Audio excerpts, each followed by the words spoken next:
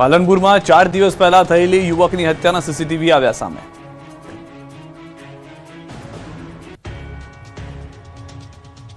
બનાસકાંઠાના પાલનપુરમાં યુવકની હત્યાની ઘટનાના 4 દિવસ બાદ ચોંકાવનારા સીસીટીવી સામે આવ્યા। તાજેતરમાં પાલનપુર અમદાવાદ હાઈવે પર હોટલ પર આ બનાવ બન્યો હતો, જેમાં કેટલાક યુવકોએ ભેગા મળીને હોટલના પાર્લર નજીક 2 યુવકો પર હુમલો કર્યો। રાત્રે 10 વાગે બનેલા બનાવમાં બંને યુવકો પર હથિયારથી હુમલો કરાયો। ઘટના સ્થળની સામેની હોટલના સીસીટીવીમાં બનાવ કેદ થયો। સીસીટીવીમાં જોઈ શકાય છે કે એક કાર પાર્ક થાય છે અને તેમાંથી કેટલાક યુવકો ઉતરે છે, જે બાદ કેટલાક બાઇક સવારો પણ હોટલ પર પહોંચે છે અને પછી મારામારી થાય છે। આ બનાવમાં 2 યુવકો પર હુમલો થયો। ટોળાના હુમલામાં ભરત ચૌધરી નામના યુવકનું સારવારમાં મોત થયું, જ્યારે એક યુવક હજુ સારવારમાં છે। આ કેસમાં 24 લોકો સામે ફરિયાદ થઈ છે। હત્યાના 4 દિવસ બાદ પણ આરોપીઓ પકડથી દૂર છે। પોલીસે આરોપીઓને પકડવા 8 ટીમો બનાવી છે। આ બનાવથી ચૌધરી સમાજમાં પણ ભારે રોષ ફેલાયો છે।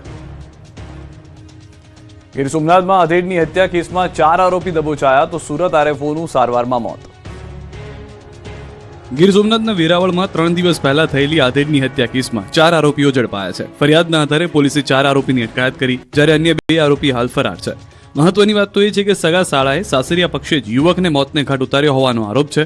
પૂનાભાઈ સોલંકી નામના શખ્સની 6 લોકોએ મળી હત્યા કરી। આ બનાવ કેમેરામાં કેદ પણ થયો। વિડીયોમાં જોઈ શકાય છે કે મહિલા સહિત કેટલાક શખ્સો પથ્થર અને લાકડી વડે ઢોર માર મારી યુવકને મોતને ઘાટ ઉતારી રહ્યા છે। થોડા દિવસ પહેલા મૃતક અને તેના સાસરિયા વચ્ચે કોઈ વાતને લઈને બોલાચાલી થઈ હતી, જેનું મનદુખ રાખી મૃતકના સાસરિયા પક્ષે બેરહેમીપૂર્વક માર માર્યો।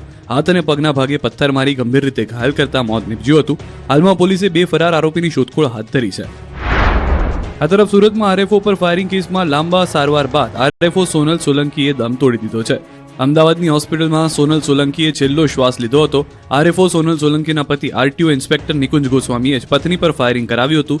6 નવેમ્બરના રોજ સોનલ સોલંકી પર ફાયરિંગ થયું। કારમાં ફાયરિંગ થતાં તેમના માથામાં ગોળી વાગી હતી। આ બનાવ બાદ પોલીસે આરટીઓ ઇન્સ્પેક્ટર પતિ નિકુંજ ગોસ્વામી અને ફાયરિંગ કરનારને પકડી લીધા હતા। હાલમાં બંને જેલમાં છે। વડોદરાની મકરપુરા વિસ્તારમાં દબાણ હટાવ કાર્યવાહીમાં જોવા જેવી થઈ। વડોદરાની મકરપુરા વિસ્તારમાં આજે જોવા જેવી થઈ। એક બાજુ તંત્ર ગેરકાયદે દબાણો દૂર કરવા એડીચોટીનું જોર લગાવે છે, તો દબાણ દૂર નહીં કરવા પરિવારે પણ મરણીય પ્રયાસ કર્યા છે। મકરપુરા વિસ્તારમાં દબાણ શાખાની કામગીરી દરમિયાનની ઘટના બની। મકરપુરા ડેપો પાસે પાલિકાની દબાણ શાખા દબાણ દૂર કરવાની કામગીરી માટે ગઈ હતી। સ્થાનિક રહીશો દ્વારા દબાણવાળી જગ્યાએ વર્ષોથી રહેતા હોવાની રજૂઆત કરવામાં આવી। પાલિકાની કામગીરી વચ્ચે એક પરિવારના સભ્યએ જેસીબી નીચે સૂઈ ડર પેદા કરવાની કોશિશ કરી। સાથે જ મારા પર જેસીબી ચડાવી દો તેનું ઉચ્ચારણ પણ તેમણે કર્યું। વર્ષ 1979 થી મૂળ જગ્યાએ રહેતા પરિવારના ઘર તોડતા લોકોમાં તંત્ર સામે ભારે આક્રોશ છે। પાલિકાએ નોટિસ આપ્યા બાદ હાલ આ મામલો કોર્ટમાં વિચારાધીન હોવા છતાં પાલિકાએ મનમાની કરી હોવાનો આક્ષેપ છે। પરિવારની રોજીરોટી સાથે ઘરનો આશરો છીનવાઈ જવાની ભીતિએ મકાન